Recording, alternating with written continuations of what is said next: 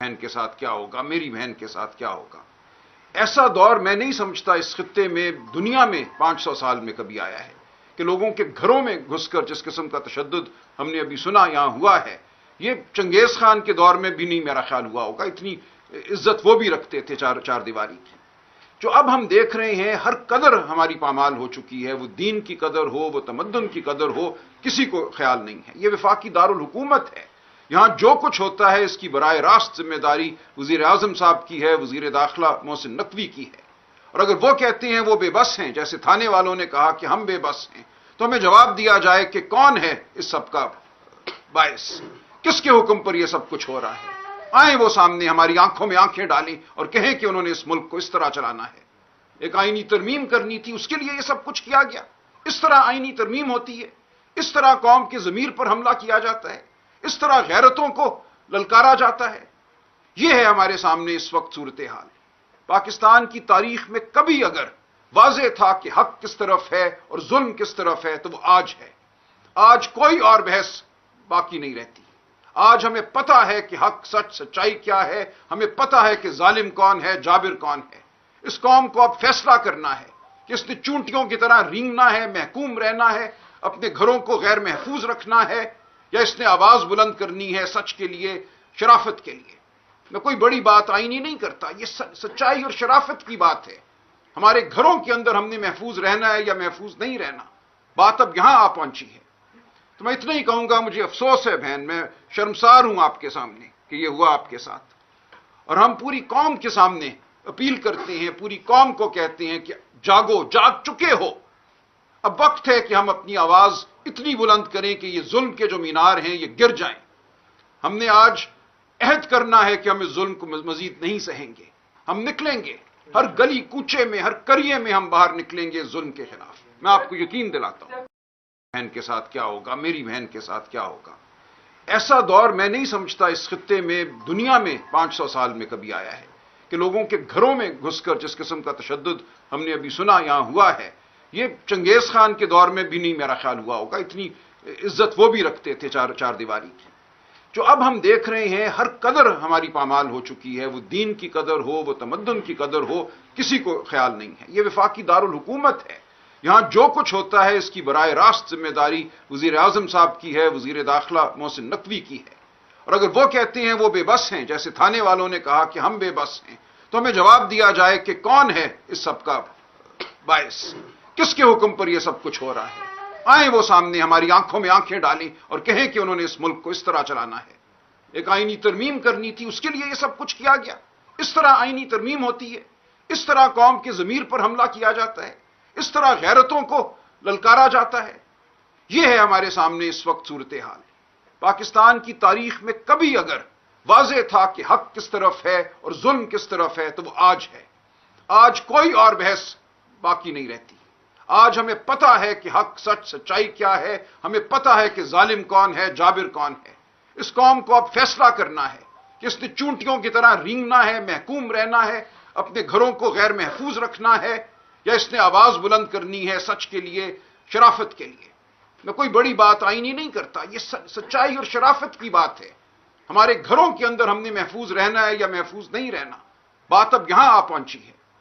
تو میں اتنا ہی کہوں گا، مجھے افسوس ہے بہن، میں شرمسار ہوں آپ کے سامنے کہ یہ ہوا آپ کے ساتھ، اور ہم پوری قوم کے سامنے اپیل کرتے ہیں، پوری قوم کو کہتے ہیں کہ جاگو، جاگ چکے ہو۔ اب وقت ہے کہ ہم اپنی آواز اتنی بلند کریں کہ یہ ظلم کے جو مینار ہیں یہ گر جائیں۔ ہم نے آج عہد کرنا ہے کہ ہم اس ظلم کو مزید نہیں سہیں گے۔ ہم نکلیں گے، ہر گلی کوچے میں، ہر قریے میں ہم باہر نکلیں گے ظلم کے خلاف۔ میں آپ کو یقین دلاتا ہوں۔ افسوس ہے اور سمجھ نہیں آ رہا کہ یہ پاکستان ہے یا کبھی کہ غیر ملکی بھی اس طرح ایک اپنے غلاموں کے ساتھ نہیں کرتے۔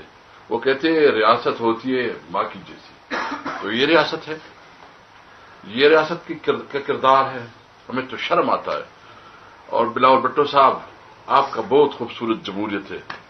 آپ جمہوریت کے نام پہ جو ہے نا ادھر اسمبلی میں وکٹری کا نشان بناتے ہیں اور بڑا جشن مناتے ہیں۔ آپ جشن منائے کہ جس طرح ہیومن رائٹس کی وائلیشن ہو رہی ہے، یہ آپ کا جشن ہے۔ یہ آپ کے نانا نے جو 1973 آئین بنایا تھا، ایک تحفہ دیا تھا، اس کو سبوتاش کرنے کے لیے جو طریقہ آپ نے بنایا یہ دیکھ لیں. اور میاں صاحب کہتے ہیں کہ یہ جو ہے نا اس میں لوٹا ووٹ نہیں ہے اور ہم نے جو ہے نا ایک ہمارے پاس اکثریت تھی. سب سے پہلے تمہارے خود اپنی اکثریت نہیں ہے. تم ٹوٹل جو ہے نا 17 سیٹوں کی جیتی ہوئی اور جس طرح تمہیں 47 تھی. انہوں نے پھر یہ زبردستی میرے روم میں جا کے, میں نے اندر سے دروازہ لاک کیا ہوا تھا, یہ میرے روم میں گئے ہیں, جا کے انہوں نے زور زور سے پاؤں مارنے شروع کر دیے دروازے کو, دروازہ توڑنے کی کوشش کی ہے. میرا 11 ماہ کا بیٹا ہے, 9 سال کی ایک بیٹی ہے, یہ سوئے ہوئے ہیں. میں نے جلدی سے دروازہ کھولا ہے کہ پتہ نہیں یا اللہ ہمارے گھر میں کیا ہو گیا, ایک دم سے کربلا آ گئی ہے, اتنا شور شرابہ اچانک سے, جبکہ میرے ہسبینڈ گھر پہ نہیں ہیں. تو انہوں نے میرے بچی کو 11 ماہ جو 9 سال کی بیٹی ہے اس کو گھٹنے سے پکڑ کے گھسیٹا ہے, اٹھایا ہے, اور میرے ہسبینڈ کی پکچر دکھائی ہے جو کہ روم میں پڑی ہوئی تھی کہ یہ تمہارے کیا ہیں. اس نے کہا کہ میرے بابا ہیں. بابا کدھر ہیں؟ اس نے کہا مجھے نہیں پتا, وہ گھر پہ نہیں ہے. میری بچی کو گھسیٹ کے بیڈ سے نیچے اتارا ہے. میرے یہ 11 ماہ کا میرا بیٹا ہے, اس کو سوئے ہو کے بازو سے پکڑ کے گھسیٹا ہے اٹھا کے, اور مجھے زبردستی گھسیٹ کے سیڑھیوں سے نیچے لے کے آئے ہیں 3rd فلور سے. میرے سر پہ چادر نہیں تھی, میرے پاؤں پہ جوتا نہیں تھا, اور انہوں نے لا کے مجھے میرے ہسبینڈ کے آفس میں رکھ دیا, بٹھا دیا وہاں پہ, اور میرے بچوں کو اسی روم میں بند کر دیا لابی میں. میرے بچے اس طرف روتے رہے ہیں, چیختے رہے ہیں. میں وہاں پہ بیٹھی تھی آفس میں, میرے ننگے پاؤں تھے, یہ میرے پاؤں پہ جو ان کا ہیڈ تھا ان کو میں پہچانتی ہوں, انہوں نے ماسک پہنا ہوا تھا. چند سیکنڈ کے لیے وہ فیس صاف کرنے کے لیے ماسک اتارتے ہیں, میں ان کو پہچانتی ہوں فیس سے. اس بندے نے کیا کیا کہ شوز پہنے ہوئے تھے, میرے پاؤں پہ وہ وزن ڈال کے کھڑا ہو گیا, اور مجھے پوچھتا رہا کہ اپنے ہسبینڈ کو کال کرو, اپنے نمبر سے وہ بلاؤ. میرے نمبر سے میرے ہسبینڈ کے جتنے بھی نمبر تھے سب پہ کال کی ہے. میرے ہسبینڈ کسی آؤٹ آف کنٹری گئے ہوئے تھے جہاں پہ کوئی سگنل پرابلم تھی, ان کا نیٹ کام نہیں, موبائل کام نہیں کر رہا تھا. انہوں نے جتنے بھی نمبر تھے سب پہ کال کی ہیں, نمبر بند جا رہا تھا. یہ مجھے کہتے رہے ہیں کہ تم جھوٹ بول رہی ہو, تمہیں پتہ ہے کہ چودھری صاحب کہاں ہیں. میں نے کہا میں ایک ہاؤس وائف ہوں, ان کی سوشل لائف ہے, مجھے نہیں پتا کہ چودھری صاحب کہاں گئے ہیں. وہ ان کو فرض ہے, یہ پاکستان کے ہر فرد کا فرض ہے کہ وہ باہر نکلنے کی تیاری کرے. جو بھی آپ کے سامنے مشکل ہے اس کو عبور کرے. یہ کام صرف سیاسی ورکروں کا نہیں ہے جو بسوں میں آتی ہیں 30-40 ہر MP لے آئے, وہ آئیں گے اور وہ بہت کمیٹڈ لوگ ہیں. ان کی جو جد و جہد ہے اس کو میں سلام پیش کرتا ہوں. ہمارے سیاسی ورکرز نے جو جبر سہا ہے, جو ظلم سہا ہے, وہ اس کی کوئی مثال نہیں ملتی. اس کے باوجود وہ کھڑے ہیں, وہ توانا کھڑے ہیں, لیکن ان پہ کتنا بوجھ ڈالا جا سکتا ہے؟ یہ پوری قوم کا بوجھ ہے جو قوم کو اٹھانا ہے. سر یہ بھی بتائیے گا, کل جو ہے وہ ملاقات ہوئی ہے. دوسرا جو بہت اہم کیس ہے وہ ہے توشہ خانہ کا کیس. اس کی بھی آج اپیلیں ہوئی تھیں. آپ کو یاد ہوگا کہ توشہ خانہ کے کیس میں عمران خان صاحب اور بشرا بی بی کو سزا دی گئی تھی, اور سزا اس لیے دی گئی تھی کہ یہ الزام لگایا تھا کہ انہوں نے اربوں روپے کا نیکلس بیچا ہے. یہ الزام جو تھا بالکل جھوٹا اور بے بنیاد تھا, اور اس کو ثابت کرنے کے لیے انہوں نے صرف ایک گواہی پیش کی تھی.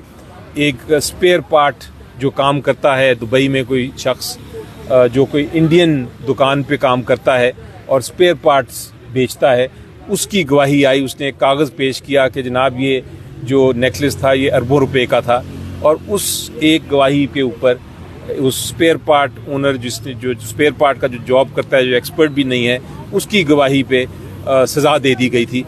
تو ہم نے توشہ خانہ کی اپیل کی تھی. جب عدالت نے, آپ کو یاد ہے پچھلی ہیئرنگ پہ عدالت نے جب دیکھا, انہوں نے کہا یہ تو الزام ثابت ہی نہیں ہوتا, تو جو سزا تھی اور جو کنوکشن تھی دونوں کو معطل کر دیا تھا پچھلی عدالت نے آرڈر پاس کر کے. اب اس کیس کی ہیئرنگ ہے, فائنل ہیئرنگ ہے. آج وہ اس لیے نہیں آگے چل سکی کہ ایک اپیل کا ریکارڈ نہیں پیش ہوا تھا عدالت میں. عدالت نے کہا کہ دونوں اپیلیں جو ہیں عمران خان صاحب کی اور بشرا بی بی کی اکٹھے ہوں گی, پھر ہم سماعت کریں گے. یہ توشہ خانہ والا کیس انشاءاللہ آپ دیکھیں گے جب میری بحث ہوگی کہ اس میں کوئی جان نہیں, بالکل جھوٹا اور بے بنیاد مقدمہ ہے. صرف اس لیے یہ فائل کیا گیا تھا کہ عمران خان صاحب کے خلاف الیکشن سے پہلے انہوں نے سزائیں سنانی تھی اور ان پہ پریشر ڈالنا تھا. وہ اس وجہ سے انہوں نے جلدی سے एक हफ्ते में ये ट्रायल को कंक्लूड कर दिया था, एक हफ्ते में फैसला सुना दिया था।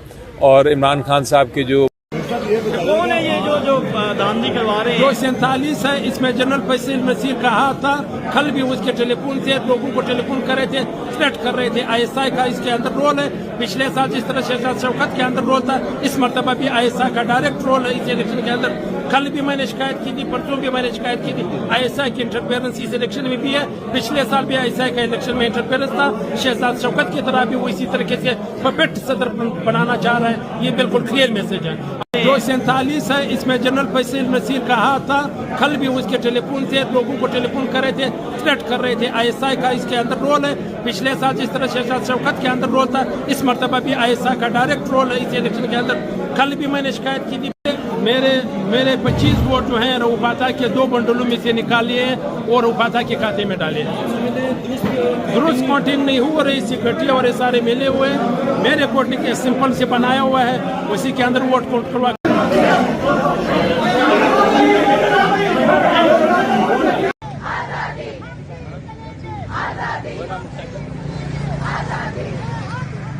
आजादी